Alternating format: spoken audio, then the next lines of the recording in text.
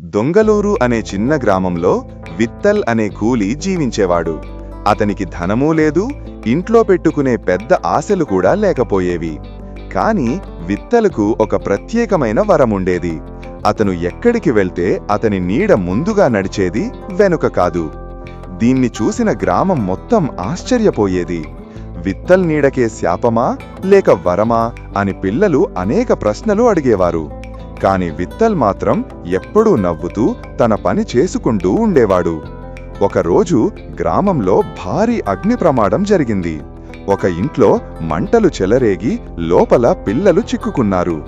ఎవరూ దగ్గరికి వెళ్లడానికి ధైర్యం చెయ్యలేకపోయారు. అప్పుడు విత్తల్ పరుగెత్తుకుంటూ వచ్చాడు. అతను మంటల దగ్గరికి వెళ్లగానే ఆశ్చర్యకరమైన విషయం జరిగింది. అతని నీడ మంటల మీద పడి మంటలు కాస్త తగ్గిపోయాయి. నీడ ముందుగా వెళ్లి పిల్లలకు దారి చూపించింది.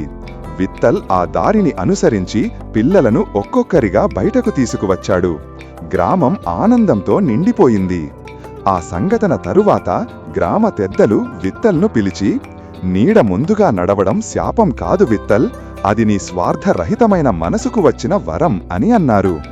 విత్తల్ చిరునవ్వ నవ్వి చెప్పాడు, మనసు ముందుకు నడిస్తే నీడ కూడా ముందుకు నడుస్తుంది.